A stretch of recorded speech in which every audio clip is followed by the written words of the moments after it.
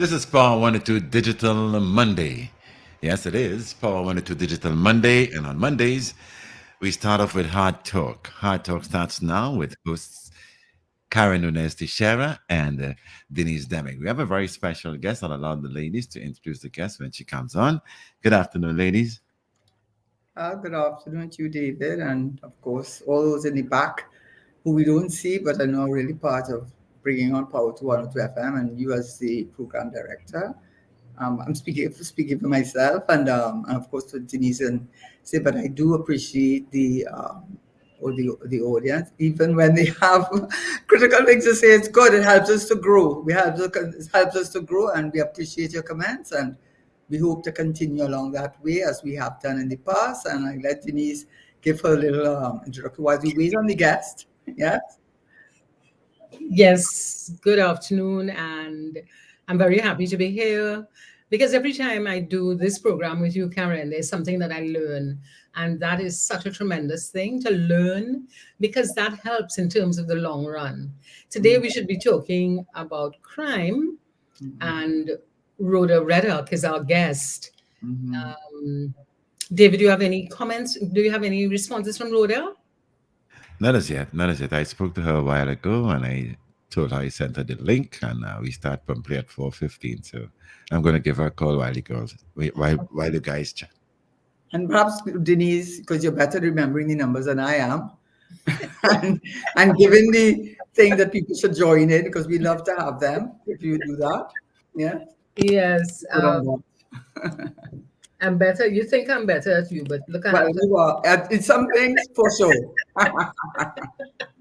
For All sure. right, but we look forward to people joining us and to calling and to letting us know what your views are as well, because the ultimate interest is the development of our country. So that we expect people, we invite you to call.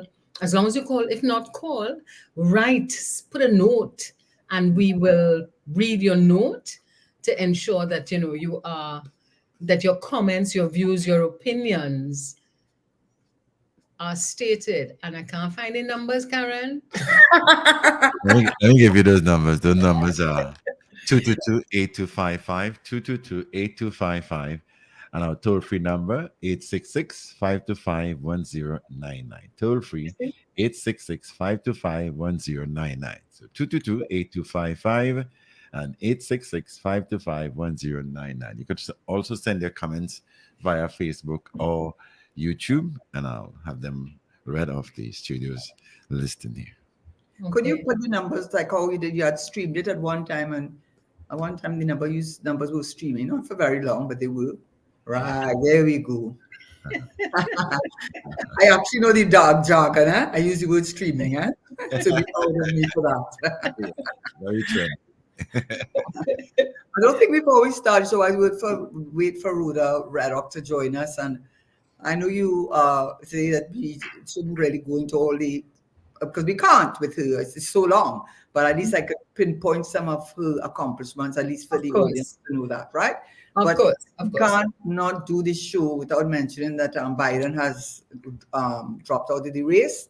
And it seems as though Kamala Harris, part Jamaican, past Southeast Asian, India, is the parent nominee, apparent, because the 13th of August is when they have their national convention and formally nominate their candidate for presidency. This is an unusual situation.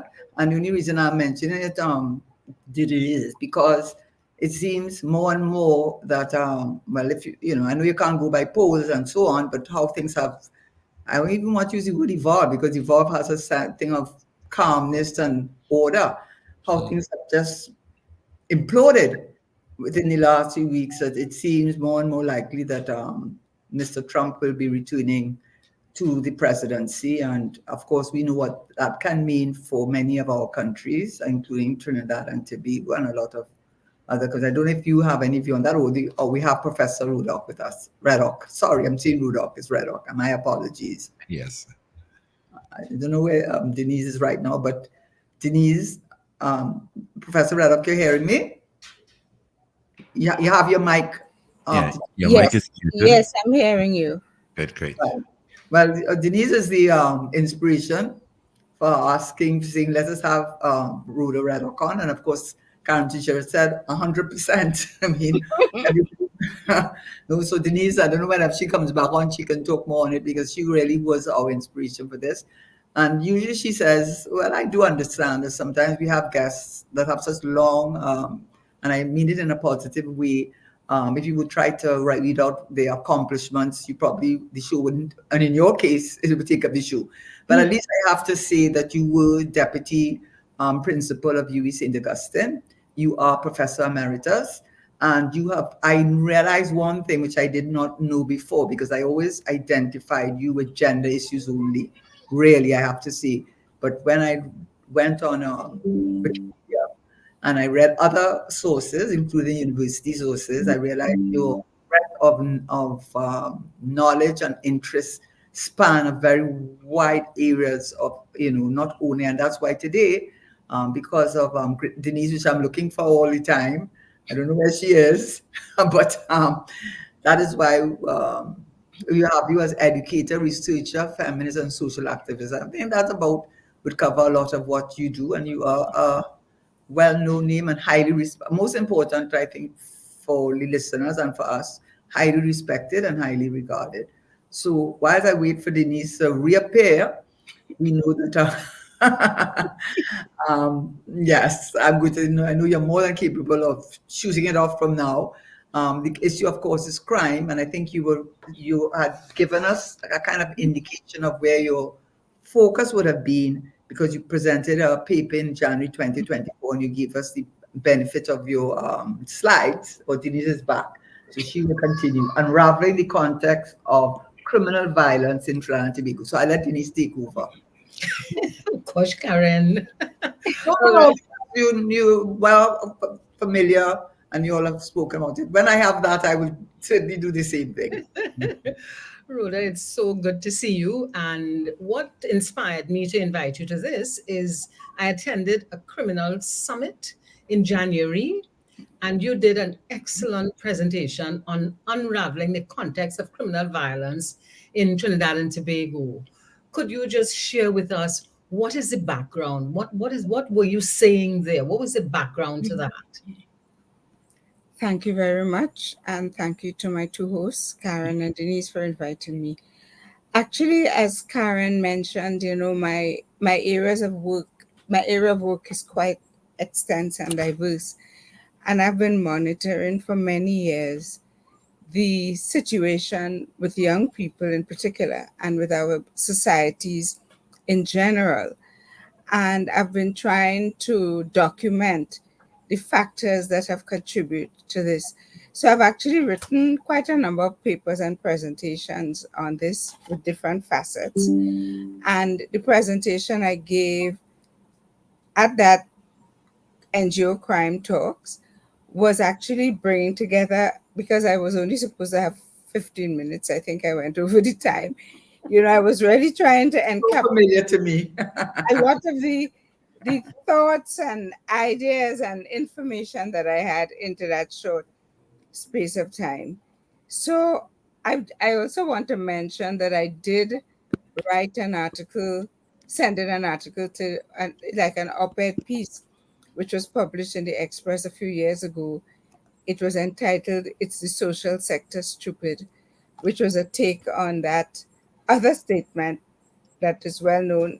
It's the economy stupid. Can't remember who said it.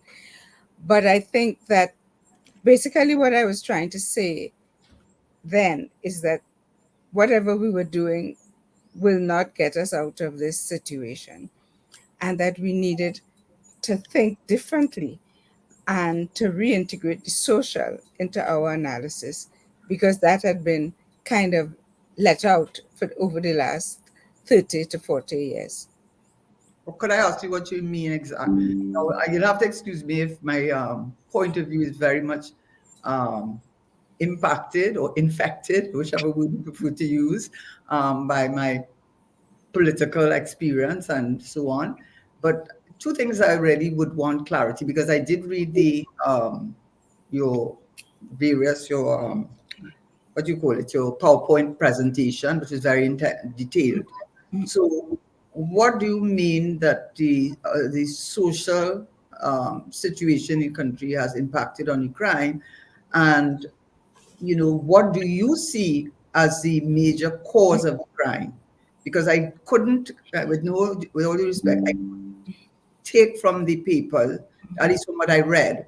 I know you identified a lot of the economic challenges and social interventions in your presentation and the challenges that you have, especially with the youth. But I did not see, or maybe I wasn't, what you was identifying, not as a symptom of a crime, and what is the major crime in this country, and what is not a symptom of what is the cause. Because unless you get to the cause, all those things, poverty only exacerbates an already bad situation.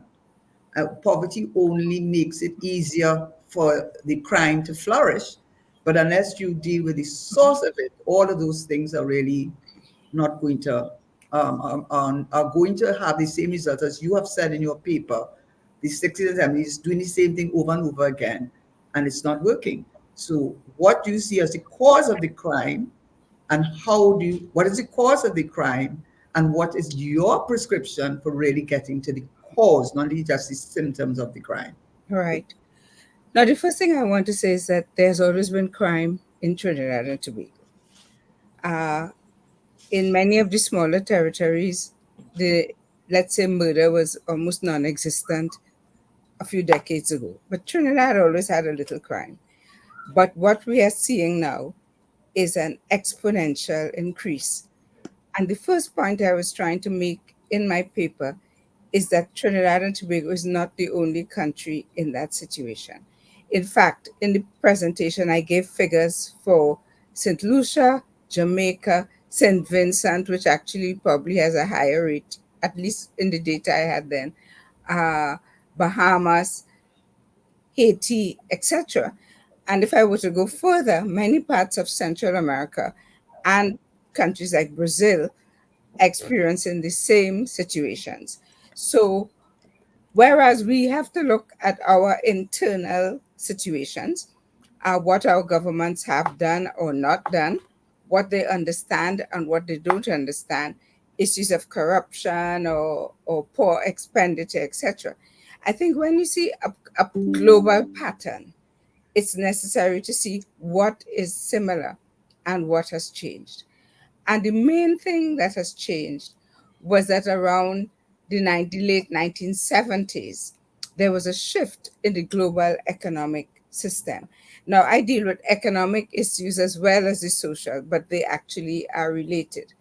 And that shift in the economic system was one that basically shifted the focus from people to profits. And actually, Karen, in some of your talks, I've heard you speak about various kinds of investments that take place here. And many of them are not. Anyway, I'll get back to that later on. Let's not go down that road, at least not yet.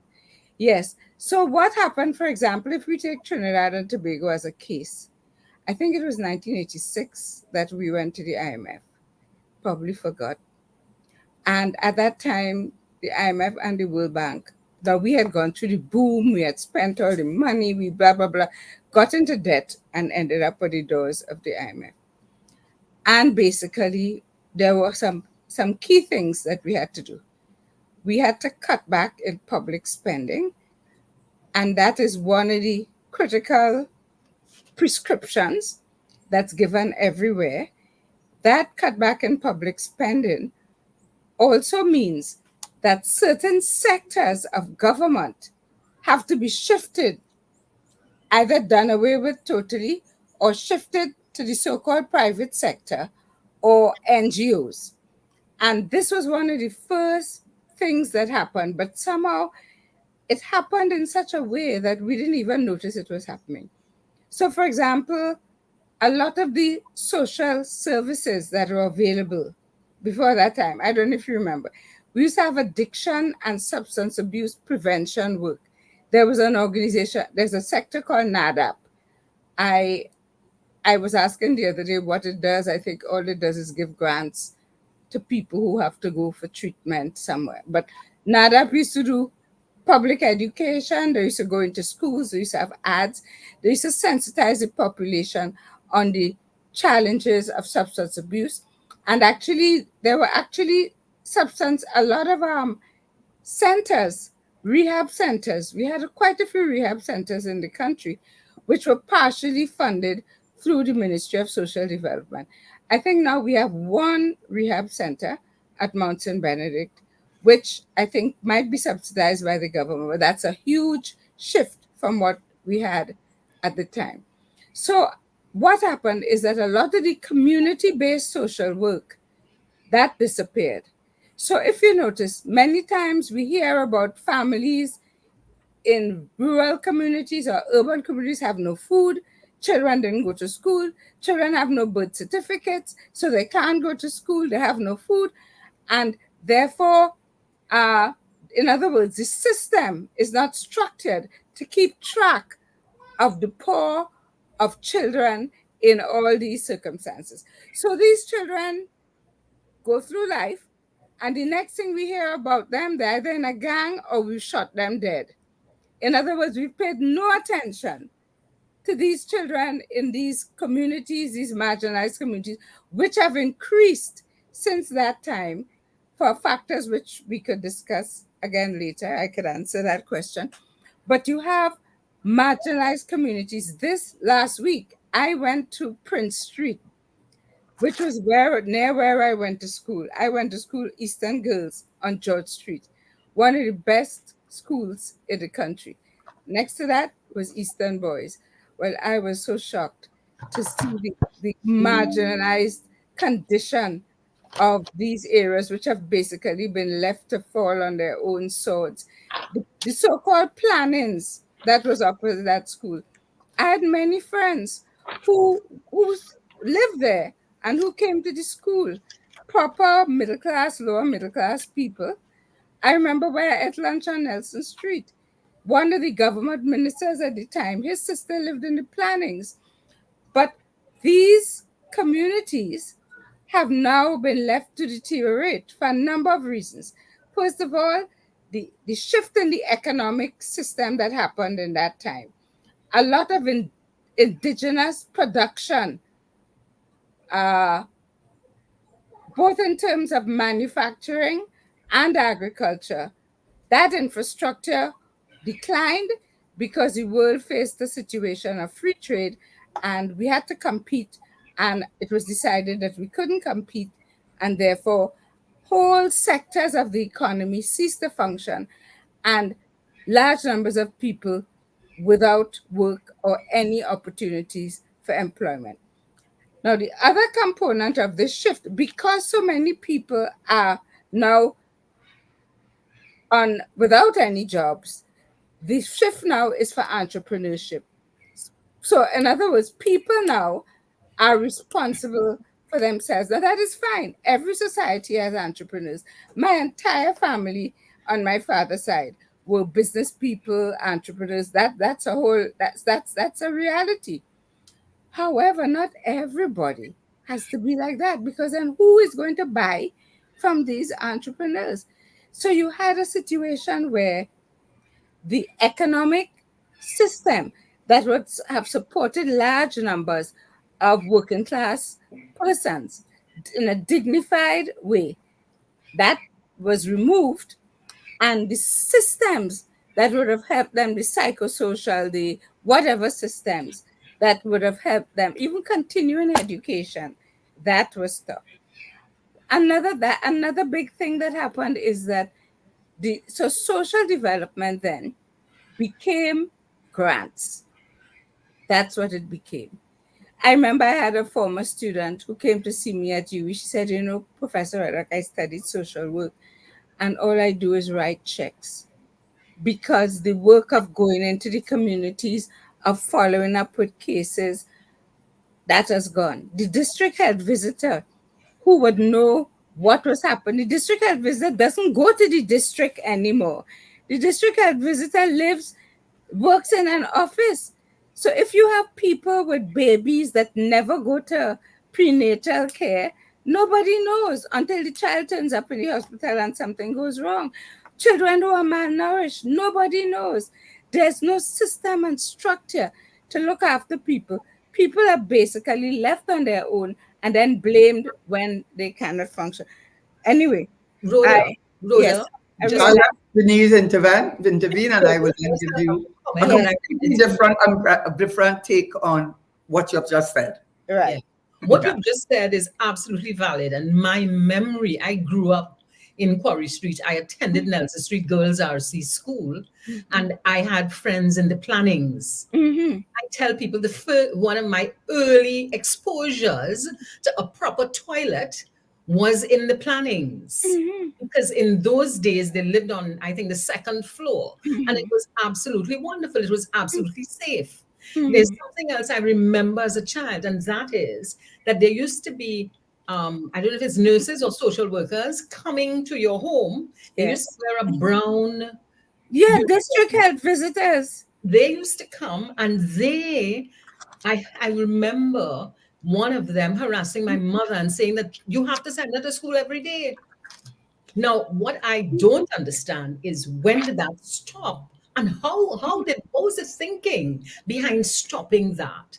Are you familiar Yeah, with that? but that's what I was trying to explain, that that was the IMF and World Bank policy. And when Trinidad and Tobago went to the for debt, these were some of the conditionalities, but they're never announced. They are just quietly implemented. And the thing is that even though we are not under an IMF program, most member countries are under what you call IMF surveillance. So the IMF still guides our economic policies and even our budgetary allocations. So what happened with that is that according to that policy, the state should not be dealing with the people and the poor. That is the role of NGOs.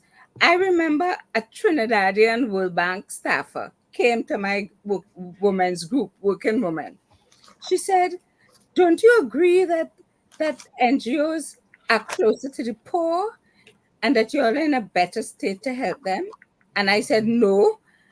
And but basically that was the argument they were putting. So that NGOs in the past used to be about public education, used to be about advocacy. Now many of the NGOs have had to take over responsibilities that the state had. Now I just want to point out that's similar to what happened in Britain, and over the last 14 years. And if you notice, the new British Prime Minister, one of his first actions is to deal with the prisons, because the prisons are the repository of our failures. And what we do there is just reproduce the criminal situation. So every time people speak about putting people in prisons, to do what? You know? And therefore, until those systems are addressed, we are just going to get worse, because you're just having this more and more people caught in this web of nowhere to go. Okay, And can, this is I- where can the I problem interject? comes up Can I that, interject now? yes, Because I've listened to your take on the crime. All I will tell you, you dealt with the symptoms. You have not dealt with the cause of the crime. Because in fact, there are articles, too many articles in the papers that you can't help but notice. Government's complicity with crime, and they talked about the drug trade. There have been so many articles written about Trinidad being a porous borders, and that we are a major drug shipment point. There's been so many articles written, and even when you use St. Vincent, they're doing it per 100,000. If St. Vincent has 200,000 people, they have a lot. They've had 3 or 4 murders. So if you're using it by the per 100,000, St. Vincent came up very high. The reality is that Trinidad and Tobago has a far higher murder rate if you didn't use that per 100,000 marking. We did come up number 6 though. But coming back to the point, the articles in the paper say the drug trade fueling the crime. Every person acknowledges at the core of our problems is crime. And in fact, one of the articles says, "Are we seeing a repeat of the 1980s?" Because I'm glad you talked about all the things that we had done. because I read about the economy of Trinidad and Tobago, and there was a time in the 1970s that unemployment was 17%. Right? We went through some very difficult times. We had DUD, we had single parents, we had much less education than they have now. They didn't have a UTT, they didn't have a post-start, they didn't have the expansion of the UE program. They cannot question that primary, post-secondary education opportunities are far more than they were in the 70s and the 80s, and yet we have an explosion of crime starting in the 80s. And what started it? According to the newspaper article, this is in the one of the national newspapers, it says in 1986 and 1987, indicated that equipment in the armed forces was deteriorating and poorly maintained. Very few of the 150 vehicles of the defense force were believed operational in early 1987. In late 1986, 4 Coast Guard vessels were deemed inoperable, and 3/5 of the customs and excise launchers were reported down, with repairs delayed and indefinite because of a lack of funds. With the course of time, a report of large-scale arms smuggling from Grenada into Trinidad and Tobago, from Grenada, Barbados, Venezuela, Colombia, a group of highly sophisticated special operation weapons and the Soviet AK-49 and the UZ-21 sniper guns were being stored in Trinidad, and they had the murder rate exploded. And then you related to the economy. That was the same time when that was happening, when the economy collapsed. In 1980, drug trafficking fueled serious national security problems in 1987. And in 1984, the Chamber's government appointed a commission to examine the drug problem called the Scott Report. It was not released except by the NAR in 1987. And they identified that the explosion of the use of cocaine and the trade route based in Trinidad and Tobago location was a market fit for not only drugs, but unlicensed guns. At that same time, this is why they said, are we experiencing the 1980s again? Because what they said, when I read about the economy of Trinidad and Tobago in the 50s and 40s, even our culture was not doing badly. He said, are we seeing a repeat of the 1950s, 1980s? They're saying a decade of 1980s, they talk about how well the economy was doing. We know the economy is in the tank, right? I won't go into that. But guess what is happening right now? Because the Minister of Finance had to go on an affidavit for the implementation of TTRA and said we cannot borrow anymore. He took out 160 million US and put it in the consolidated fund and did not report it to the country. He has borrowed and borrowed to pay current expenditure. We have debt right up to the wazoo. We have no foreign exchange. Our foreign exchange is there, which is bolstered by the HSF, and it's paying bonds. Those bonds have to be repaid in US. Our foreign exchange is in a dire situation. Our debt is through the roof. And even when they talk about employment, so the economy, so let's see what's happening now. What happened in the 1980s when the economy collapsed, because we were doing very well after 1973. And then all the units of the government that are to protect, because we acknowledge and recognize it was the drug trade that was fueling what was happening in the country. The murders that you read about are unlicensed guns entering in the country. That's what you're reading about. All these gangs you're reading about is coming from drug trade, not all those other things. Those things were always there. I was not a student of science, but as a student, if I was to do an experiment and I was to leave everything the same in Mouvant and Laventil in the 1960s, I might hear about a foul thing, a domestic murder, but you would not be hearing about unlicensed guns entering in the country. And the police have said there has been an explosion of gangs. And what is their business? Drugs, extortion. That is what is the problem. And this is what and I didn't make this up. Are we seeing a repeat of the 1980s? Look at what is said. This is in the Joint Select Committee meeting. First of all, 5 scanners. 4 of the 5 scanners are not working. So all the guns and drugs that are going to be entered in this country, and how we found that out, because the poor deputy acting commissioner, she's the controller of customs, said only one is working, is the American rule.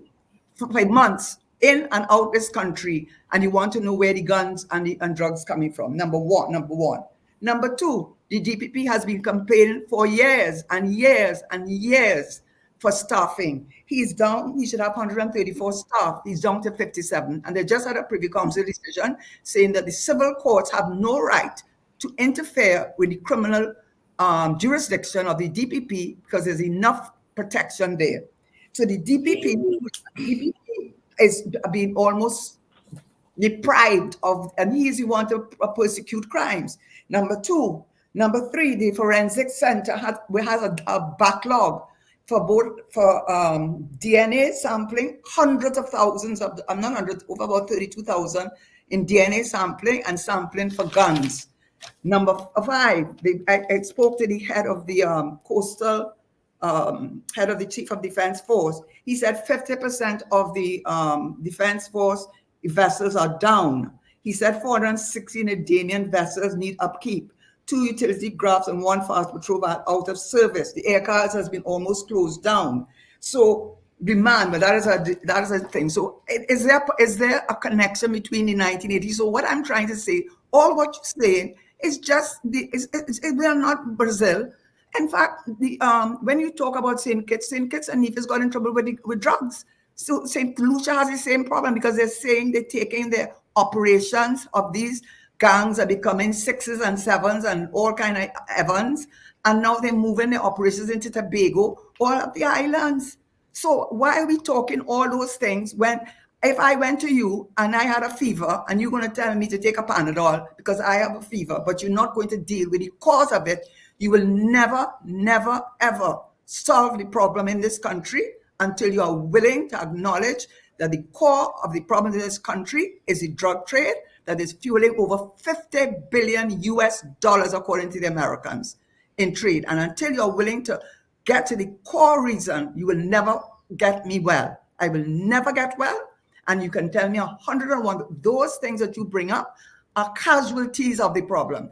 If you are living in a poor society, a poor community, as many of these people lived since the 50s and 60s with Jude, many of them didn't live in, they lived with Jude, single parent mothers with 3 and 4 children, poverty, in 17% unemployment, right? Why don't you have guns, unlicensed guns, and drugs? Why don't you talk about the cause of the crime and then we could try to fix it? I'm sorry, Ms. Dr. Reddock, but it really upsets me when I hear that kind of conversation. Dr. Reddock, I think you're muted. It really doesn't upset me. Unmute. A lot for that. As you said, I have written on many things, including the narco trafficking.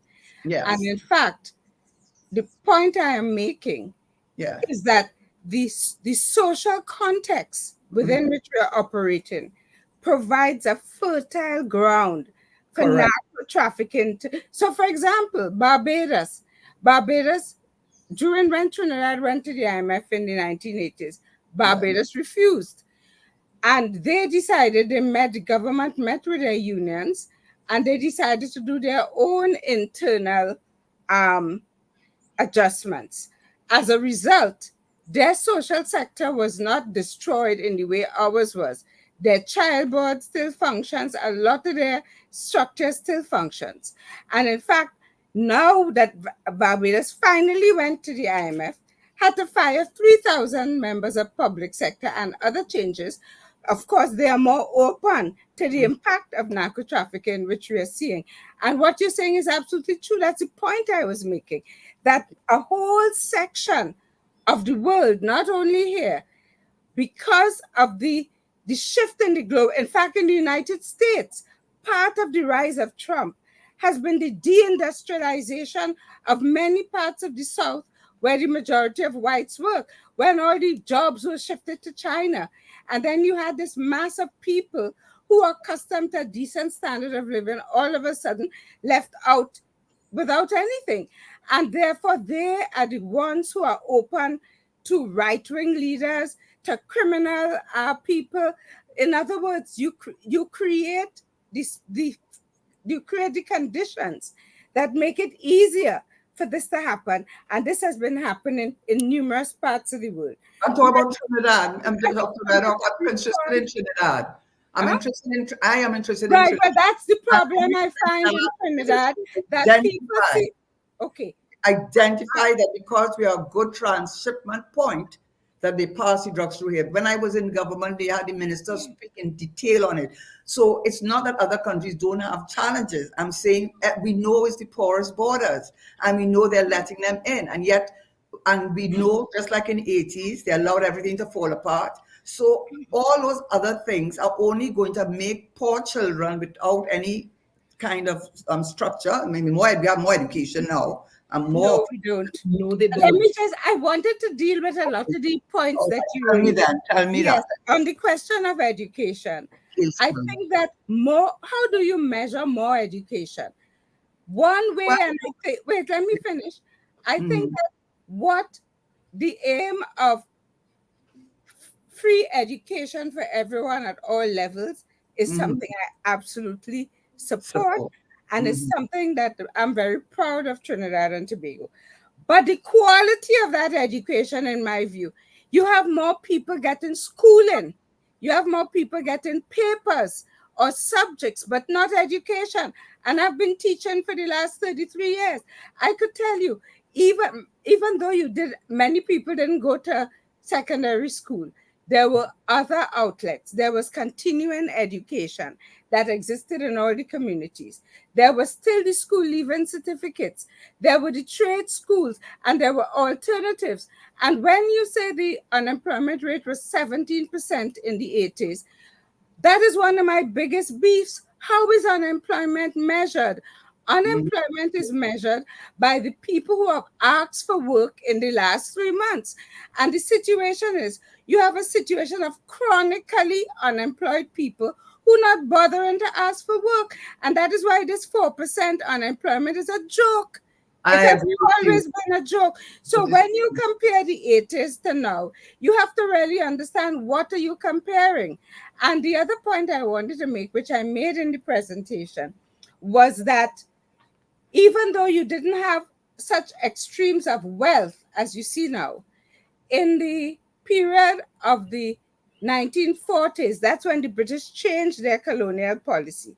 And I pointed out in my presentation that prior to that, the colonial officials had no social system, nothing for the population.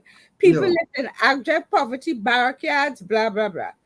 After the pandemic, the first pandemic, the Spanish flu, after two world wars, when Europe was destroyed, the global system decided World War III should never, oh, I forgot, the rise of fascism.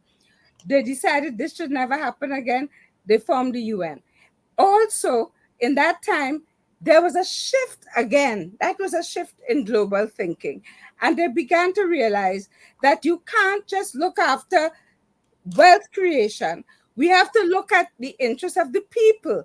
And that's when you had social democratic governments in, for example, the Scandinavian countries and many parts of Europe, and the Labour Party in Britain. And that is how we got the plannings.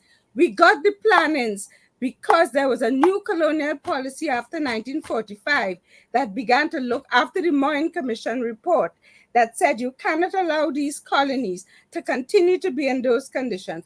That's when we had public housing for the first time, expanded public health care for the first time. That's when social work was introduced. My mother was a social welfare advisor. She used to work in County Caroni, and she said, "Well, I have a motor scooter to go to communities Oh to gosh. locate people to see who needed help and who needed support." That is when we first had people from Trinidad. They got scholarships to go to Britain to study social statistics. Jack Herwood, they study sociology, social welfare. That was the time when the Dr. whole Reddock, social Dr. system. Reddock, Let Dr. me just Reddock. finish. No, just now. Let me finish. All right, say So because where the I'm really social having problems with structure what you're was saying. established, so that Problems. okay, sorry. Oh, sorry. No, Okay, no, no, no, go ahead. No, no, no. I so mean, you're what I making was a good saying, point. You so what understand? I was saying Point. is that Point is so even though, global rather yeah, than I was saying that even conversation and though trust. in the Okay, 80s, good. 60s, and 80s, you had growing unemployment, yes, but you did not have the kind of social degradation and Okay. impoverishment, even in the inner city areas where we went to school, as you have today.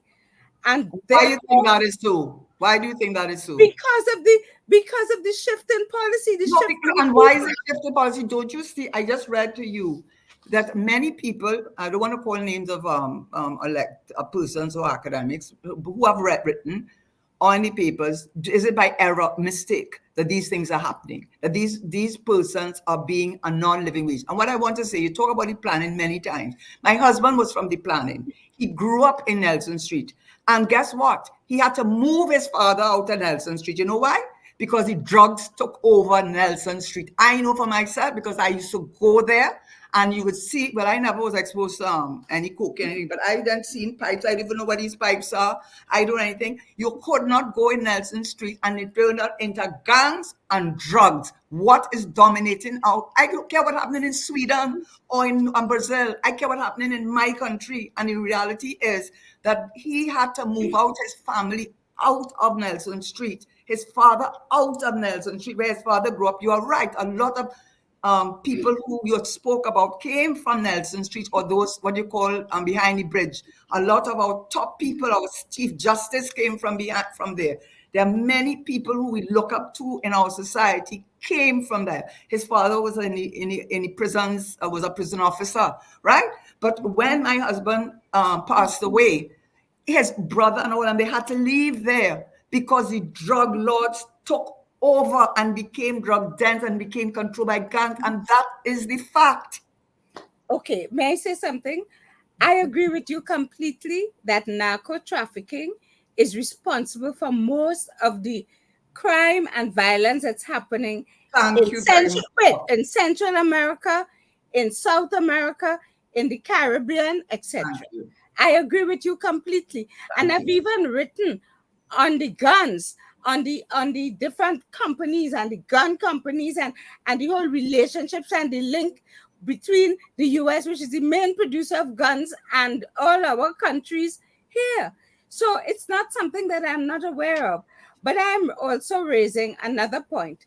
How do we prevent that as a You know small what? country? You Now know I what? think now I agree with you. I've always criticized the customs. I've always criticized those problems. But like for example, I'm on the CEDAW committee. And Yes. on our last meeting, Yeah. Brazil came.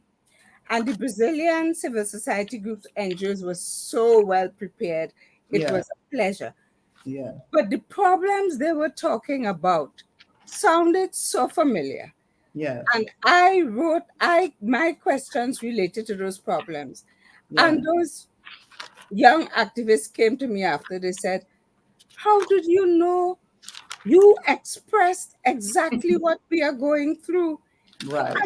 And they wanted to take pictures with me, which they probably posted on Facebook or wherever.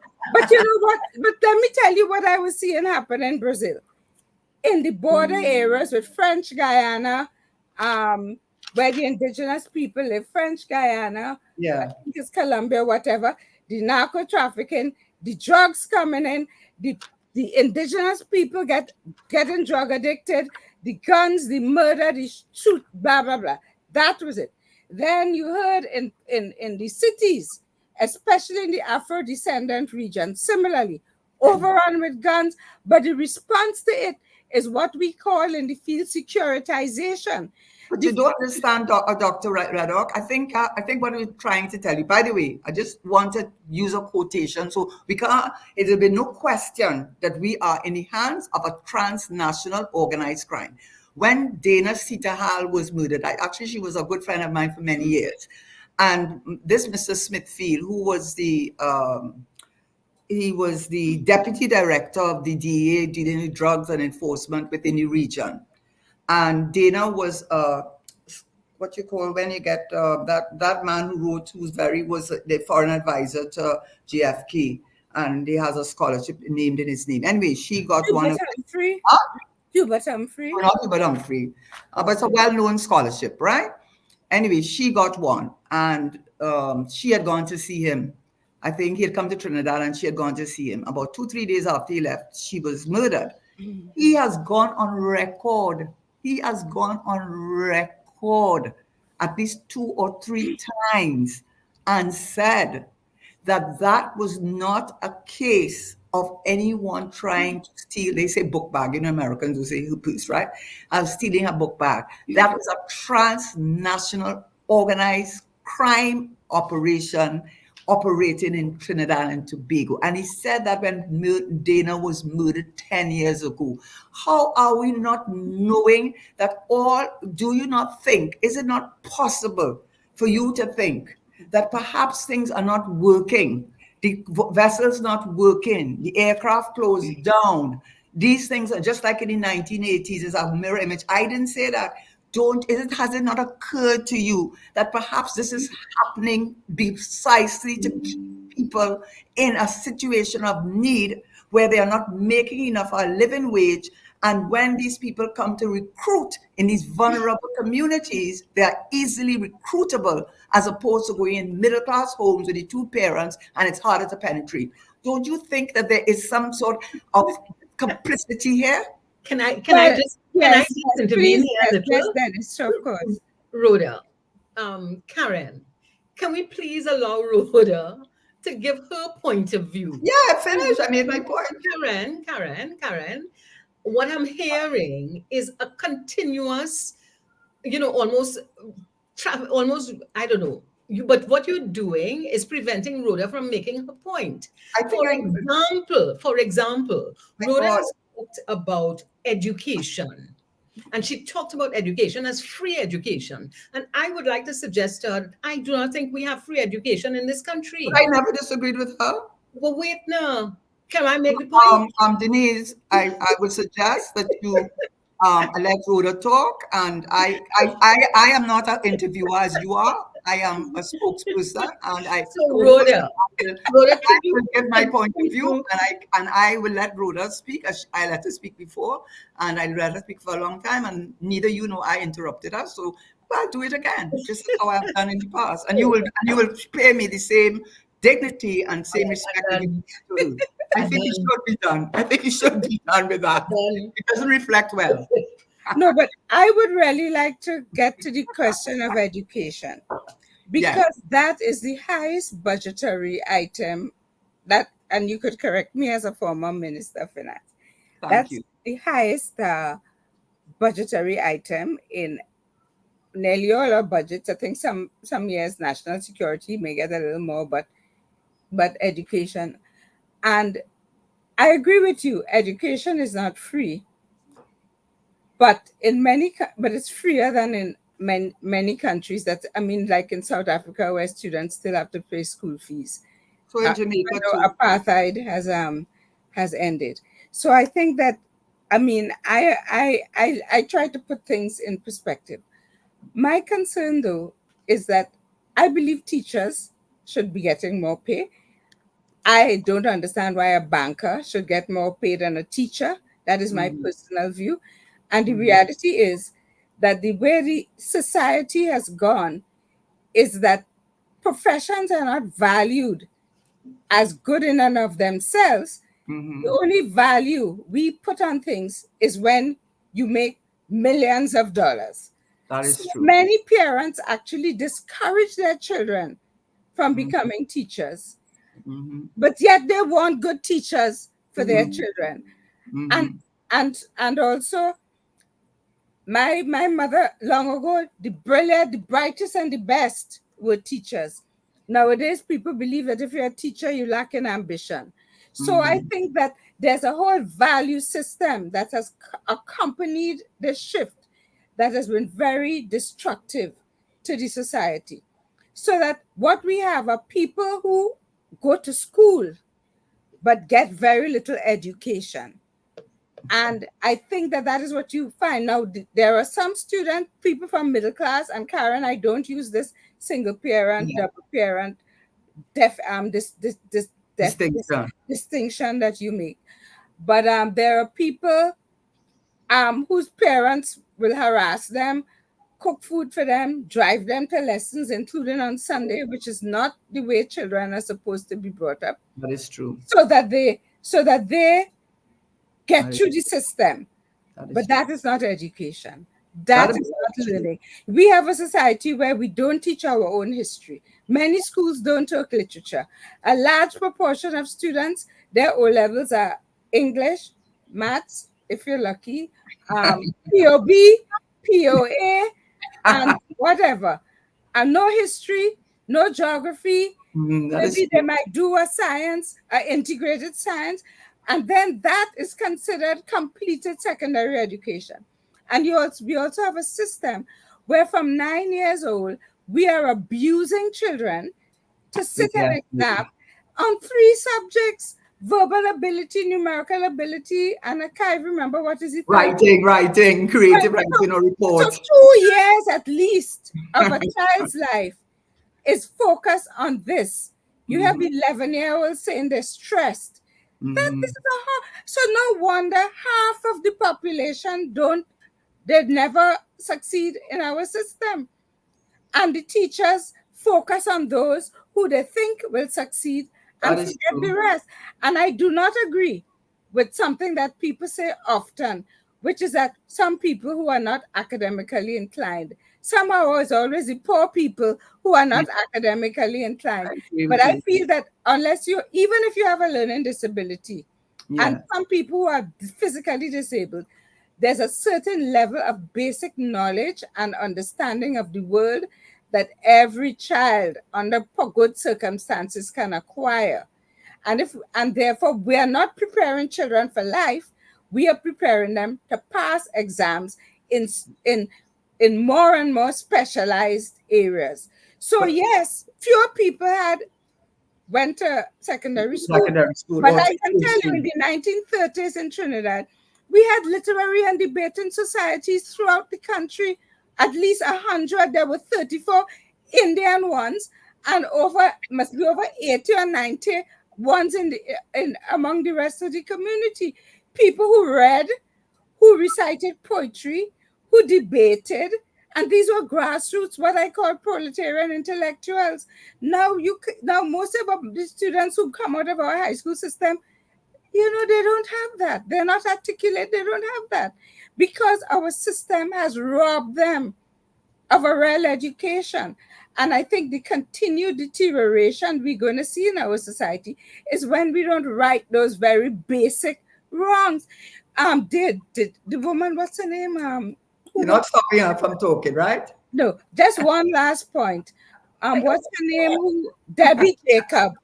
And most people will tell you, the people at Alta, that the majority of people in prison, the men in prison, cannot read or read very little.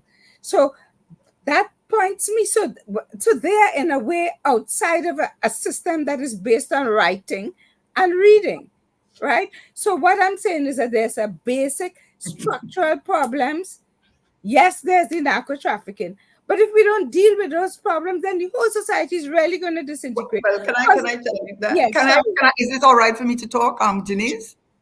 Okay, because what I wanted to say is that one of the things you will agree with is, because I know it from my own family, I've seen it so many times with other people, that our children somehow get into the best universities and best colleges in the United States, even though they have attended junior sex, where in our system, because we have the British system, which is an elitist, exclusive system, and you have to, and whereas the American system is more inclusive, you find these very same children who are doing so badly in our system being at the top of, I mean, you about Caribbean children in United States.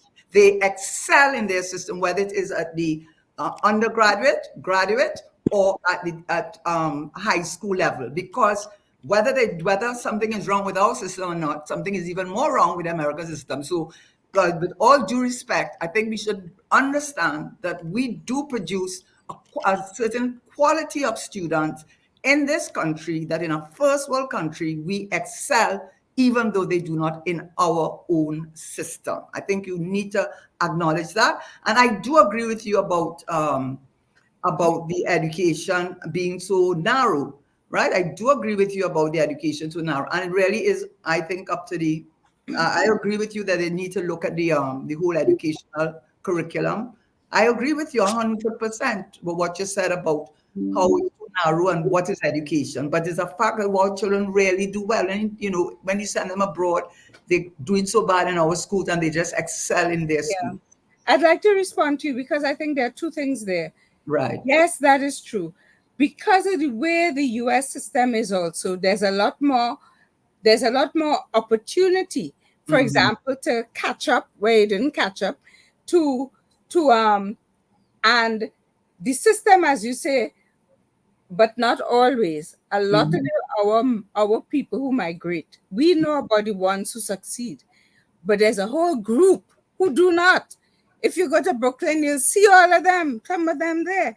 And So my yes, sister but let taught me me just let me ever. just finish one point. I remember once I was speaking to a colleague from a US university, and she told me that US universities like Caribbean and Trinidadian students to apply. And I said, why? She said, your students are very good at taking exams, at passing exams. And when they come with those high SAT scores, we Right, get our federal funding increased. right. And that's why they come all down here to recruit. So this Exactly. is what I'm saying. So there are many factors within this situation.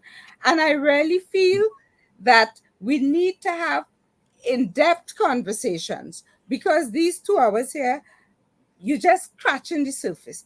And Yeah. there's so many issues that I feel are contributing, and the education system is one of them. Yeah. For And I example, agree with you. yeah, I agree with you. All I just say is that I think what you're saying is this narrow way that we interpret education is what allows our children to excel in their system. And they do come down because when my son was in school, one of the things they said why St. Mary's suffered a lot was because they would come down and take the children in lower six, right? And come and take them to their top schools to increase their GPA so they get more federal funding. mhm, My daughter was one that they came looking and they came all to the Caribbean because our system is very exclusive, and it is not right. It's not a. I agree with you. I agree with you about that.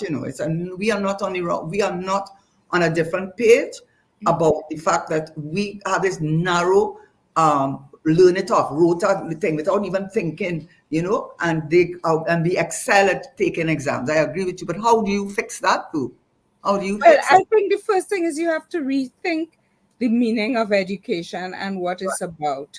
So that, and it's very hard because for example, at UWI, to get into law, medicine, or any of the highly competitive faculties, in Trinidad, you need much higher qualifications than if you're in Barbados or Jamaica.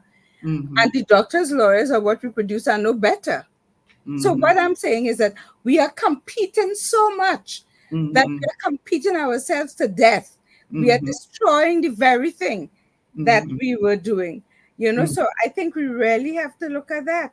And we I are destroying the people in the mm, process. Before I left, I did a study on depression and mental health among yeah. university students. Mm-hmm. And we found, for example, well, I don't want to stigmatize faculties, but like students who ended up in other faculties who had not got into medicine or law or whatever, many of them suffered depression, many committed suicide or had suicide ideation. This country is not just the poor who have a problem. All of us have problems. There was a study done by a colleague from the US who came and was, of my host, I was hosting. She Yeah. did a study of all-in-one preschool on the BTM, Yeah. that preschool. And I lent that study to someone who never brought it back. You look like you're looking for them. Yeah, every so often I can't believe that because it was such. I keep searching on the net. I can't even remember her name. But that study struck me so much. She pointed out how already in the preschool, how Mhm, much cognitive uh, problems these little children were facing. mhm, Children whose fathers were shot to death in front of their eyesight, mhm, children who had experienced trauma, children who were malnourished. And these are preschool children. And mhm, she, as a psychologist, was able to make diagnoses of all the particular situations these children were in. So where were these children going? When in preschool, they already have all these things stacked against them. And this is my point. They go straight into the hands of the gang leader and the narco trafficker because we have not given them anything else to make another decision or their parents or to So, find a way out. So, yeah. yes, I agree with you. We have to have the borders. We have to have the whatever. We have to, but Trinidad already has one of the highest per capita police number of police. It's not police that you need. It's what I I just know, right? Yeah, but that's something that people call. Where are the police? Because we are in a situation where we are now dealing with the result of our inaction in other areas. That is my view.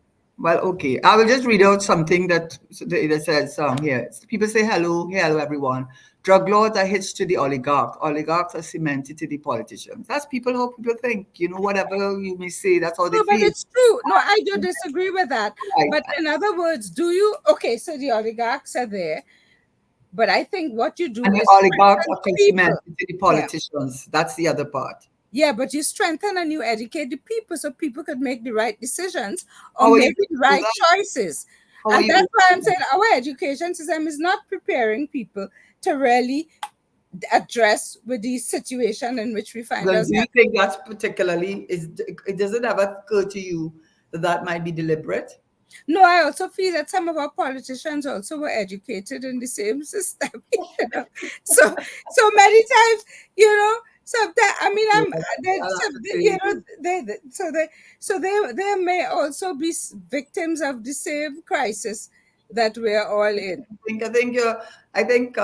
Anyway, we won't argue about that. I do think that you made a point, but I think you have to go to the root cause, and then when you go to the root cause, you will then be able to really attack a lot of the issues, especially education, as you said. And by the way, if there were opportunities open up, it's because for medicine and for law, what happened is now instead of having one faculty of law, we have three faculties of law. Instead of having one law school, we have three law schools. And when in medicine, St. George's University, that's where my daughter went. Were it not for that, and then they have the UE in Barbados to do medicine, and then you have Mona in Jamaica to do medicine. So there are far more graduates. In fact, there are a lot of graduates in medicine, which is the problem now. Your graduates Exactly, and in law. But at law, that is what's wrong with our system. and you didn't The prepare. main aim of education for us is to get rich. Basically, that's what it is. It's not to fulfill the important needs of the society. And of course, the society doesn't reward that either. So that the kinds of people we really need, I mean, so everybody, whether they want to or not, end up fighting for those positions, making it so difficult. And what happened is the university responded to the demand. Right now, I think our social work program, if they're taking 30 students, I Mhm. hope it's more than that. But then the law faculty, meanwhile, is taking in 230 something students. You're Right? joking. So where is our focus? Where is our focus? Can I just ask a question here? Because we are talking about tertiary level education, and that Mhm. is not the majority of our students. The majority of our students should be looking for other kinds of jobs. There was a time in this country when we had trade schools Yes, I said that a lot of our students who did not do the A levels and the O levels very well, they were able to go to trade schools. They had other opportunities. And to me, our education system has diminished. It has just deteriorated to such an extent that the only thing we're trying to produce are people who will go to tertiary level education. And that is not the majority What of our. about MIC? What about MIC? It That's a is trade not school. enough, Karen. But Karen, no, but I'm telling you, what about OJTs? Karen, OJTs are a waste of time. no, I have to say that for people in the NGO movement, we have benefited a lot from OJTs. Thank I you. do agree that they do need that working experience. I used to have Very good. a different And I said view. that. I Yeah. said No, but you that just said because, OJTs are may not a I waste just of finish, time. Karen? May I make a point? Okay, I please. said that point about OJTs because of the number of people I have met who said to me, I'm an OJT in the ministry of so and so, and I am filing. or I am an OJT and I'm doing nothing. So if the NGOs have benefited, that is fantastic. But that Great. is still a small amount. And We the have MIC. Let me look up how many training schools. What does COSTA do? Does COSTA? Well, the thing is that No, that I'm asking. I genuinely don't know what COSTA does. In but the truth. well, point a that lot of them have had mission drift. Now, I agree with in fact, when I began, I did say that there was a whole system of trade schools, there was a whole system of continuing education. There was even the school leaving certificate, which allowed you to go. In other words, there was a whole alternative system. So even though everybody didn't go to high school, and what I found out too is that primary education in those days was so good that with a good primary education, you knew how to read, to write, you knew some history, some geography. In other words, a good primary education was very useful when combined with a trade. But now for many of our people who come out of primary school and they go to ask the tradespeople, they can't measure, they can't count, they don't have the discipline to sit still to listen. So it's a really big complex It issue. sounds like a big mess. Yeah, I'm but what I'm saying, confused. Denise, is that I totally agree with you. Not only that, there was alternative employment, but the yes, whole manufacturing sector. You remember Elite Garments? You remember I used to work at the Industrial Development Corporation, my very first job. And that was a whole infrastructure to support and market tourism and tourism enterprise and local production. I used to be so proud. We used to have these fairs where you go and you see the local products. And then with JCs yeah, too. and then there was a buy local campaign because we had things to buy locally.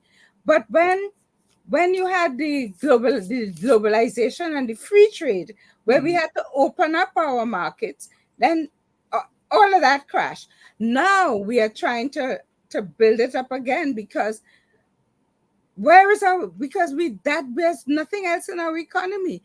We thought we could get away with the oil and gas, but you can't put all your eggs in one basket. No, that's why they put it in the drugs.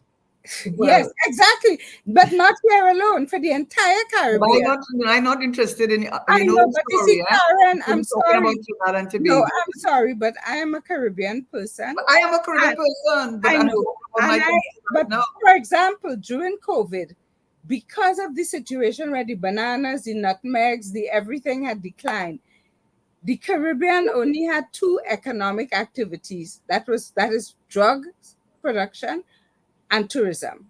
And in COVID, all the tourism went down, and that's why we were in such a horrible situation. And when so the region itself, we have to look at our economy and becoming independent, even though there's and to build up to protect and support our own economy because our levels of importation are much too high. Professor Rhoda, a lot of people are supporting you on the issue with the education. Let me read out some of them. Okay? Mhm. Maybe I wouldn't call the name. I don't know if they want me to call. I'll call them since they no, let it. don't call the No, names. don't call names. Okay. So first one said, we had to know what we were saying to answer questions at all exams. And then again, the same person, all our problems started early in the 70s. Then someone says, it's a different person, saying, very interesting this course, Professor Rhoda. Reddock, pleasure listening to you. And then the same person said, very interesting this course, but he repeated himself. Then the same person said, we could not have taken any entrance exam for secondary school, oh God, where it gone? Or even senior Cambridge University if we couldn't get 50% at class test. And he said, Professor Ruda, how many years will it take to turn it around? Let me see if I missed anything before what he said is, he said he's really very engaged in this. He said we played football and cricket from elementary school. We never knew anything about multiple choice tests. At secondary school, we did English language, English literature, maths, geography, West Indian history. That's true, I did that. I did not do Latin, thank God. Spanish and French, biology. Later, we did physics and chemistry. And then let me see if I last thing. In the early days, we took the exhibition exam, and at elementary school, we did English. So the persons basically are saying that and this person said, different persons said, be training to pass an exam. So it feeds into all of your points about the education system has gone awry. But then these are the same people who are working in the public service, who are our ministers, who are uh, our journalists, who are everything. So I remember when I used to teach, people used to come and ask me if I could tell them what questions coming in the exam. And I used to say, So I know. would you like it if your doctor only studied foot and hand in the exam for his exam and didn't study anything else?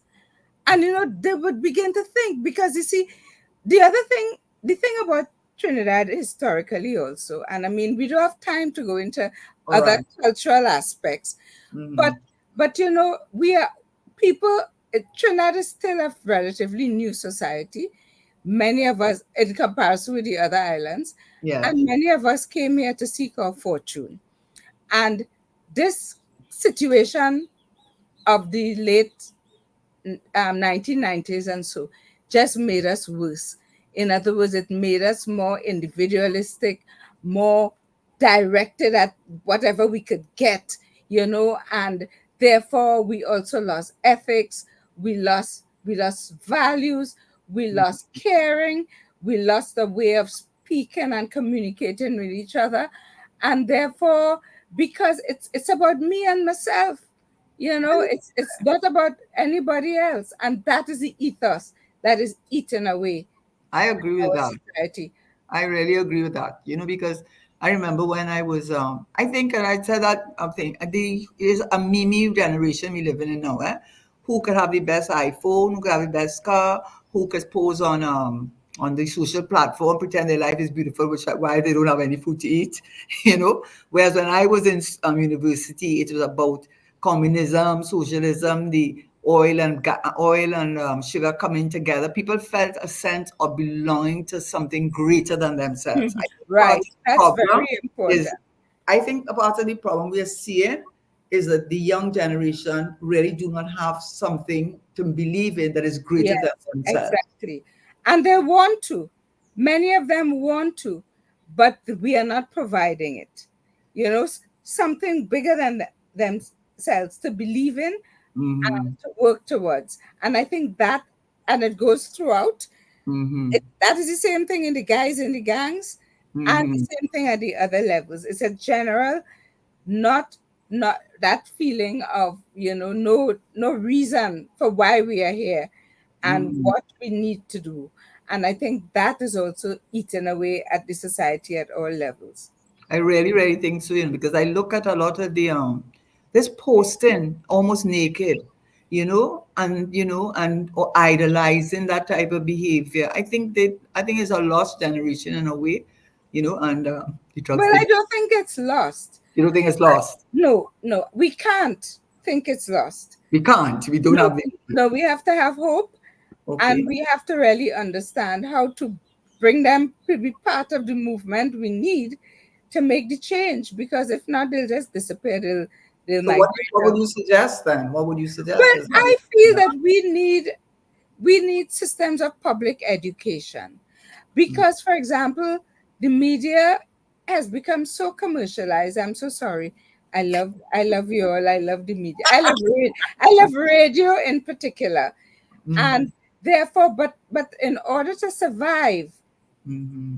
they can't do what a media is supposed to do in terms of educating the public. Mm-hmm. So, for example, I would like, something I've wanted a long time, is a radio call-in show on Trinidad and Tobago history, because I think that's another of our problems. We Mm-hmm. don't know our history.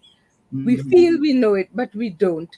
And Mm-hmm. we have all kind of myths and beliefs and theories that are so incorrect, or at best incomplete. And they shape how we think about others, they shape how we think about ourselves. Mm-hmm. And I think that if you don't know who you are and where you come from, you're already starting in a lost position.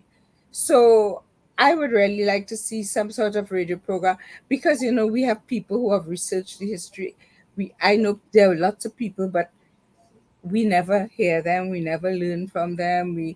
So in other words, I think that the public education component, I think public education is very important. And I think whenever people are provided with education, they feel enlightened. They Mm-hmm. want to know more Mm-hmm. because it gives them an understanding of things around them that they didn't have an explanation for. So I really think that public education is the thing where you start, and you start it in communities, on radio, on television, or wherever. That I think is really important because in the schools, we're not getting that. Let me not be not all schools, right? But Mm-hmm. many schools, because they want the children to pass to become lawyers and doctors and whatever. That Mm-hmm. all of that is left out. You Mm-hmm. know, so, so In the 70s, media, the role of media was to educate, to inform, and to mm, entertain. yes. That was a value system around media. Mm, But then when the country bought over like TTT and mm, some of the radio stations, the politicians transformed that into mm, communicating about what they have done. And we continue to see it, that Mm-hmm. the politicians, some of them are, there's ownership of some media houses by the government, so there's state enterprise ownership. And once there is that, then there's an attempt by the politicians to determine what we will be promoting, what we will be saying. So I think we've moved away from educate, inform, and entertain. And we have to transition that into a new approach, but certainly an approach that is focused on how do we educate our people mhm. using both social media and traditional media. Yes, yes, yes. There's one question I wanted to ask you. You talked about corporal punishment in schools, and I wondered if you could comment on that. Has that worked? What is the impact of that? If you Well, the thing is that you know, we are the descendants of enslaved and indentured peoples, and our ancestors were very harshly treated. And even though we know they fought against it, we still believe deep down that the best way to get somebody to do the right thing is to treat them badly. And I think also that's why we believe that prison and all that kind of thing is, those are the solutions. But so I totally disagree with corporal punishment. I think that our parents did what they knew best. And but what I have always argued for is that one of the things I think we should also be teaching in secondary schools, in the life skills program or in the health and family life program, is parenting, because most people are going to become parents and there's no preparation for it. It's a hit and miss, and also parenting in the 21st century with Mm-hmm. digital medias, with social medias, with whatever. How are parents prepared for this new world? And I also did a study with the ILO on reconciling work with family. And I wrote about this. And I think people don't really understand the point I'm making because this is also part of the social. In other words, how do you support parents? In this society, we just blame parents. I even hear people say, what? Arrest the parent when the child commits a crime. But nobody has helped that parent to learn a little how to deal with children, the stages of child development, alternative ways of discipline. You know, the parent just has to figure that out, or if they're middle class, they buy a Dr. Spock book or something and they read it up. That if we say parenting is the most important job, That is why true. is nobody preparing you for it? That But is true. Dr. Dr. Reddock, I want to just go back a little further, and this is a controversial statement that I'm going to make. that we need to be teaching sex education in school because of the high rate of teenage pregnancy that we are having, and the high rate of pregnancy with women who have not decided that I am ready to have a child. They've got involved in sex, they've not used any contraceptive, they've got pregnant, and so they have a child and they're not ready for that. They Denise, come. can I ask you something when you ask that question? Is it, when you talk about sex education, is it Mhm. the birds and the bees only, or is it the whole idea of sex education when you're dealing with transgender, all of these other things? Because that is the world that the children are living in. I hear it from younger children, and I'm so surprised with the conversation that they give you, which they're hearing from their friends or watching on things. So when you say sex education, how, what is I your have I have parameters? no limitations on sex education. None. Okay. In Young fact, women. sorry, Go sorry. ahead. Go ahead, Dr. Rudolph. No, you're absolutely right.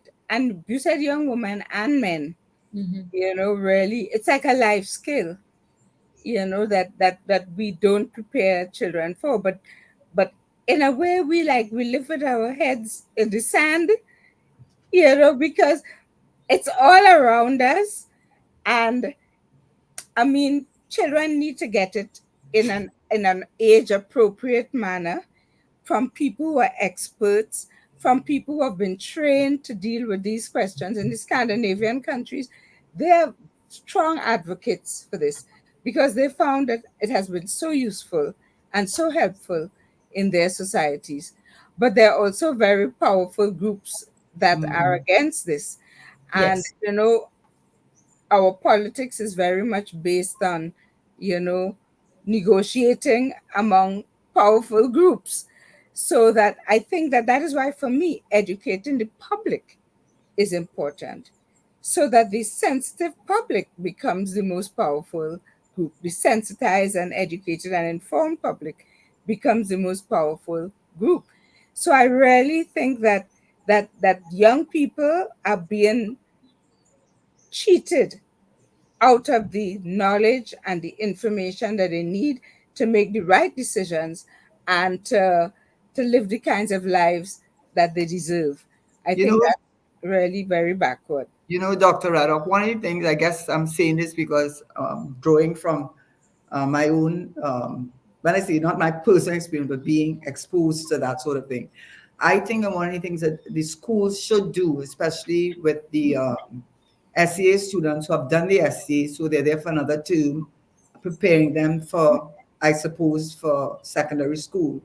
One of the things I think they really should do, is deal with the issue of puberty, because I think that a lot of young boys and girls, when they start experiencing, with the changes, the hormonal changes, all the changes, some of that, they sometimes hide it. They are embarrassed by it. They think they own. And I think that's important for, at least if they're not going to do this sex education or include that in sex education, they should be a part of that last term where they teach them about the changes in puberty, not only the change in your voice, or you're going to have to use deodorant, but you know what I mean, and all the other things. I think they need to tell these children about it to prepare them for, because getting to be a young person, getting to be a preteen. I saw a movie with my grandchildren yesterday, and it was very good for that, because it told you all the changes that go on with these children, the anxiety, the apparent rudeness. They will have to start preparing them. I think that is a big weakness in not preparing the children for the change that is going to happen when they reach that 11, 12 thing. And that's something the schools have an opportunity to do in at least the last term before they enter into high school. Well, I'm so happy you raised that because there was something I wanted to raise today. I've been active in research and campaigning on child sexual abuse. Mhm. And recently, we're trying to write it up now for publishing. And I was reminded of a study done by Daphne Phillips. Remember, she's a sociologist. In 2009, she did it in a number of a few secondary schools. And I remember her telling me about it, and I never followed up on it. And now I went back and found it. And what was so interesting, we often forget how violent schools are. Mm-hmm. And so, I mean, in schools, children are not only bullied, we have reports of in boys' school, boys being raped, Mm-hmm. of girls being harassed and sexual raped and gang raped in school. I mean, school is very violent. Schools are very violent. In fact, one of the reasons some boys drop out of school is because of the violence in the school. So this is why I'm saying we really so many deeper things that we need to look at. So this sexual violence was interesting because she said the children were so angry. The girl spoke about, she said they listed a long list of male relatives who they say sexually abused them, from fathers, stepfathers, uncles, brothers, cousins. And of course, there's also, although to a lesser extent, abuse of young boys. But she said when you spoke to the students, their anger, and then they were saying they wanted to kill, they feel to kill, they feel to bounce them down in the road, they hate them. I mean, the levels of anger coming from these children, I think that also fuels some of the violence of everyday life that we're experiencing. And I mean, a lot of the violence is gang violence, but there's also people who get vexed and go for a cutlass and come and, or somebody who feels disrespected and come and shoot somebody. So there's a lot of psychosocial trauma and difficulty in our society. And we used to have a child guidance clinic where parents could take their children who were having problems. That gone. If you have a psychological problem or you feel that, you know, I don't know where the public, I could be wrong. I don't know what the public services are, but I know in private services, you'll be lucky if you get somebody charging $300 an hour. But what I'm saying is not only that, we don't have a public awareness of mental health issues so that parents could know and understand. We don't have a public awareness of addiction issues so parents could know what to do when the child start to smoke weed or start to use cocaine.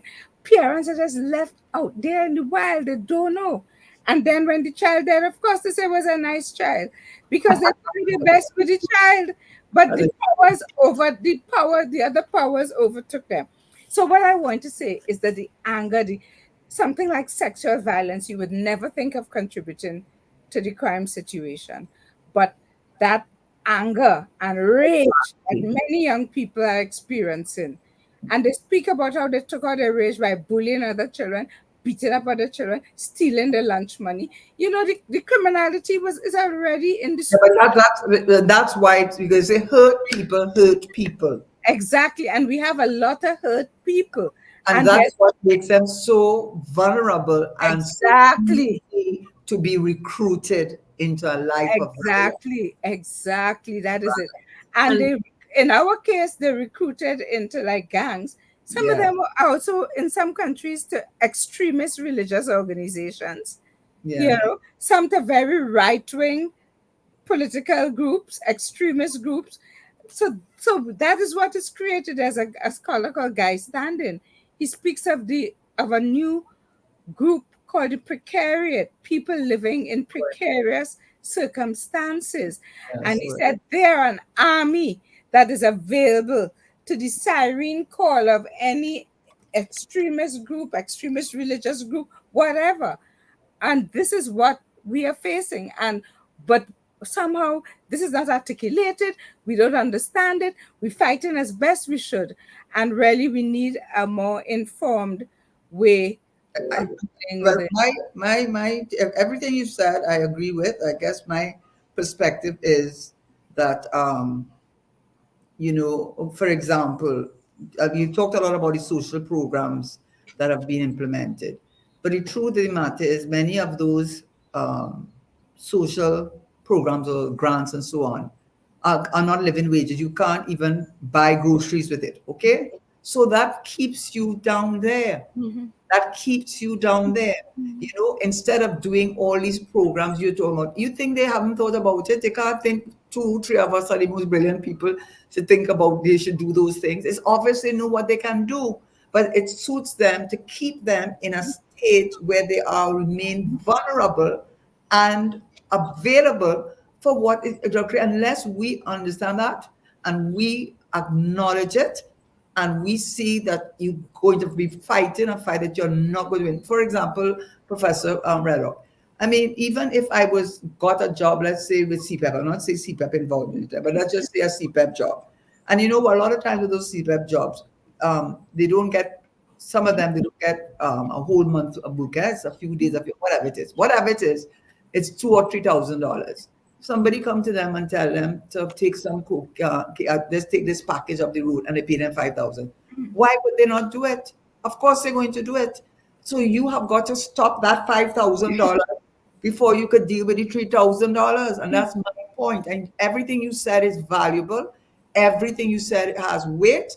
But as I said, and I will continue to say, and I think people recognize it, that unless we understand that our problem is the transshipment, and we do not deal with that, we are spinning top in mud. As you even said in your presentation, you had said early on, we keep on using the same prescriptions, and while because the real prescriptions is to lock off our borders and stop the trade. And if you stop the trade, you have fighting chance, a fighting chance of doing all the things you're talking about. That's my perspective.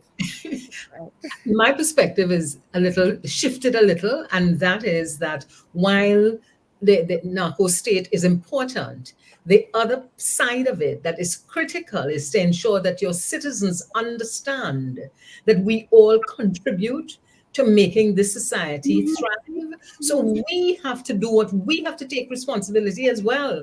We can't just say it's a narco state. No, we have to take responsibility. We also have to take responsibility for our education. So when Dr. Barrett, when you talked about earlier on that if you see your child starting to smoke marijuana or starting to take cocaine and so on, just as you could Google and see what fashion to wear, you could Google and figure out how can I help my child. But to me, one of the big issues is that there are no consequences in our society for doing the wrong thing. There are oftentimes you do the wrong thing and you get away with it. You do the wrong thing and you say, "Don't worry, nothing is going to happen." And does not worry you then? Does not worry you? Of course, it worries me. Well, I agree with you. I agree with you that, and that is something that upsets me no end. The kind of lack of social accountability, and I think that it has really got much worse. And I mean, I could keep you here hours because it's something I speak about a lot. So I hear you, but I do not think that people are not. Let me tell you, when those mothers lose, that sometimes on the papers you hear one mother has lost 3 children shot to death. Those are consequences. When so many people are facing consequences every day, all those young boys who are being shot. And do you know, I saw a statistic once that homicide is the largest cause of death in the 14 to 19 age group among males in Trinidad and Tobago. Homicide. Yes. So those are consequences. That's And glamorization. we are all facing those consequences because just the trauma of living in this society, we are all being affected. So we are facing consequences. But I agree with you that what I call the slackness of the way in which things operate in many, or the vapsness, Lloyd Best would say by vaps, because at all of a sudden by vaps they start to arrest people and then next week you stop, or by vaps it's a kind of slackness and vapsness that affects us. It was always there, but it has reached a very low level at this point in time. But and you know what you see? You know what you see on Dr. Rock? I don't know if you've seen some of, I don't see many of them, but I've seen a few of them, where you see these young men with their guns, I don't know all the different kind of guns, but all the kind of fancy guns. And they glamorize the lifestyle. And the girls glamorize it too, because they want to be with a bad boy. And he pay for the weave, and he pay for the nails, and he paid for this. And so they actually, in my respectful opinion, some of them have resigned themselves to dying at 25 because they don't see any big thing. That's part of the lifestyle. And, they've been, when you look at it, they seem not have an understanding of the consequences, even to the children that they leave behind, which is another generation of thing. So we really have to find a way to, to stop the leakage, I Well, think. one thing I noticed with those pictures of the young men, and I want you to look at it next time, they all look Yeah. undernourished to me. They all But they're not eating, they're doing their drugs. exactly. Well, this is it. They're sick. That is the whole thing. They're all sick. And if a society has such a significant proportion of its youth that's sick, we can't just say they want it so. Recently my women's group, Cafe T&T, we had an Yeah. excellent webinar on security something, and there was a study of women in these gangs who are attached to these gangs. First Yeah. of all, the women can't leave the community. They can't, that's like the men, which we Yeah. forget, they can't leave the community to go to work. And I Mhm. think that we really need to find out what's going on, you know. And sometimes they do end up doing something because then there's nothing else for them to do. There's no family planning. The family planning, when I was growing up, even in my young adulthood, there was such a thing as a population council, which monitored population, which gave out the health education in schools, spoke about conduct. That doesn't exist. I mean, if you're in a drug zone and you can't leave, where you getting condoms? Farm off where you getting anything so that or birth control pills. So I think that we really need to understand the reality of the conditions under which people are living. And And the what causes happened, of it's those like a it's realities. like a cycle It that, is. that It and is. there's and how do you break that cycle? I just told you I already. think I've I given think you the my role. I think women have a big role to play, so that we have to take responsibility. Because for every male criminal, he has a mother. He's likely to have a woman. He he is likely to have a sister. How is it that these three women were not in a position or did not recognize that that criminal was beginning to transform? And how is it that she was not able to say to him, come on, can you try something else? Can we do something differently? So I'm asking the question really, why have women lost their voices? Okay.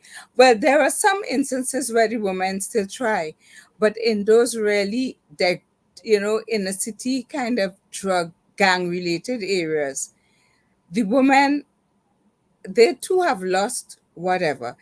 They and that study was very interesting because they said the women, they can't go out to work, the guys don't go out to work. So basically, that is why we have all the robbery. It's a predatory robbery because they don't earn. So when you're hungry, you have to go and get something. And therefore, I think that a few years ago, the situation was not so bad. And when I did a study with mothers in the communities, and the mothers who had lost sons, who had lost husbands, who had lost, because these women are facing huge losses, and they'll tell you how they tried, what they did. Those were in days when they could have still moved about, when things were better. But in many of those communities, things are so bad. But my question is, what are we doing to support these mothers and sisters you. and I give whoever you my who answer want already. to do? In other words, because of the very individualistic way we see the society, we say that's your problem, you have to take care of your children. But as I tell everybody, Trinidad and Tobago has a decline in child rate, Yeah. and the majority of children are not from the middle class, they're from the working class. So those are our children, and if we don't take responsibility for them, well, we see where we're heading already. So I don't think we need to say where the mothers or the fathers.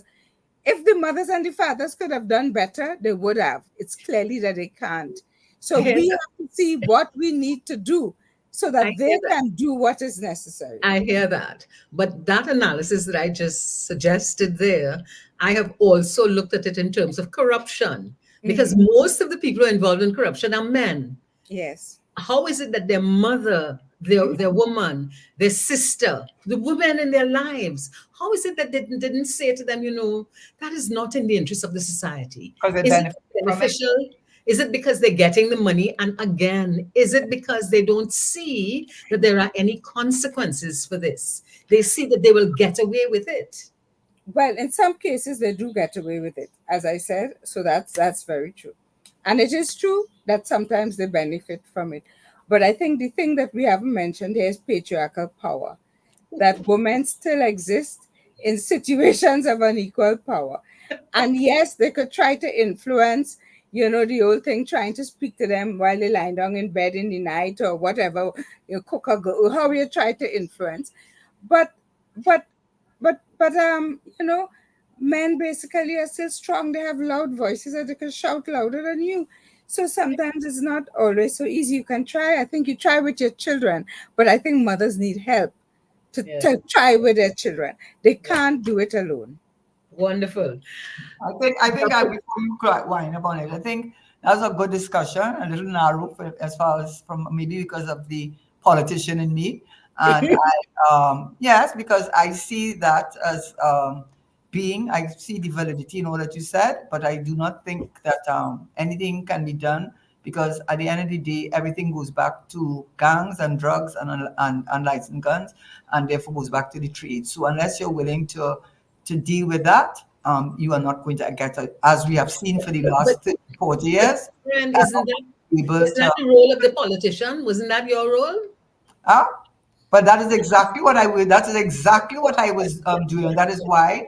That is why when I was the Minister of Finance, I got the Trinidad and Tobago Revenue Authority passed in the lower house by with a three-fifths majority. That is why when I was Minister of Finance, I set up the FIU and was putting a person who was a non-Trinidadian who the Americans had recommended to me. That is why when I was Minister of Finance, the gambling legislation had a sunset clause that it was going to be closed down, as Mr. Manning had said, and there would be no more gambling in Trinidad Yes, yeah. and Tobago because of money. So you ask me what I did as a minister.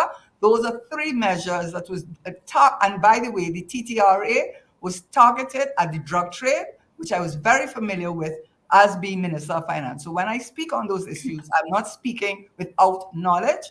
And I did a lot. I could not stop for calling the elections. That was his call. But if he had not called it, those things would have been implemented fully. Well, you So see, Karen, that is the whole question of male power as well.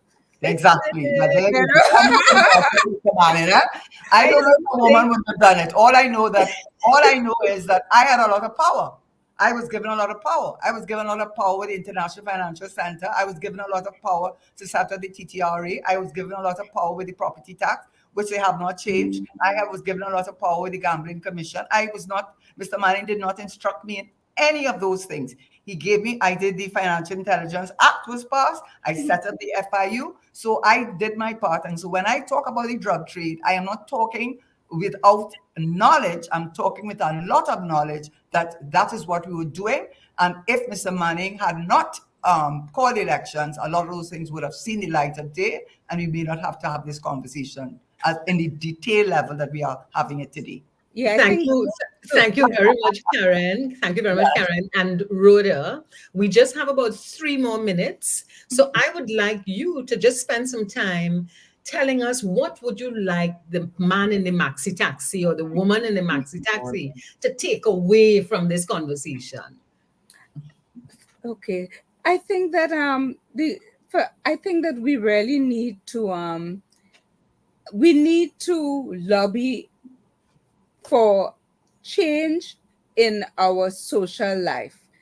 I think that we need a greater, in other words, what we have been doing in terms of crime, the just the police, the arms, the weapons, the prison. We need a substantial change in that because that is reproducing the problem.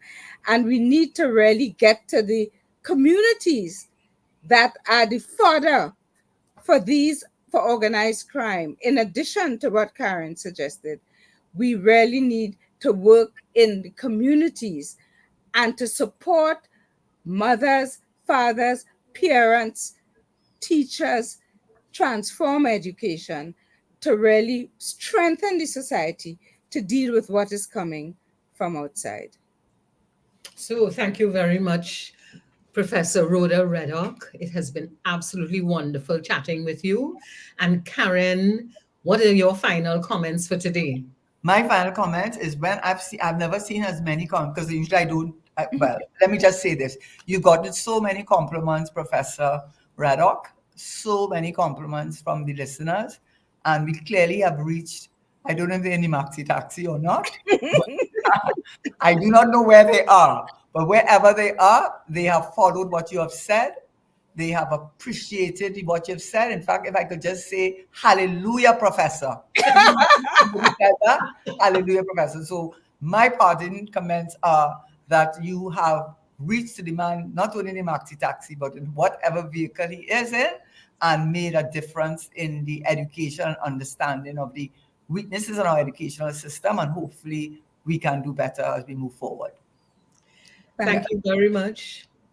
Thank you. And to all of our viewers and listeners, join us again next Monday when we will continue with these conversations. The intention of these conversations is to ensure that we all develop in such a way that we improve our society. Trinidad is a beautiful place, and I want to see Trinidad and Tobago thrive and do very well. Thank you very much. Have a great week. Yeah. Thank you. Bye Bye. bye. Thank you. Bye. Bye. Thank you, Bye. Professor Rodok, Denise, and Karen. That's it for today's edition of Hard Talk by Power 102 Digital Monday. Karen and Denise will be back next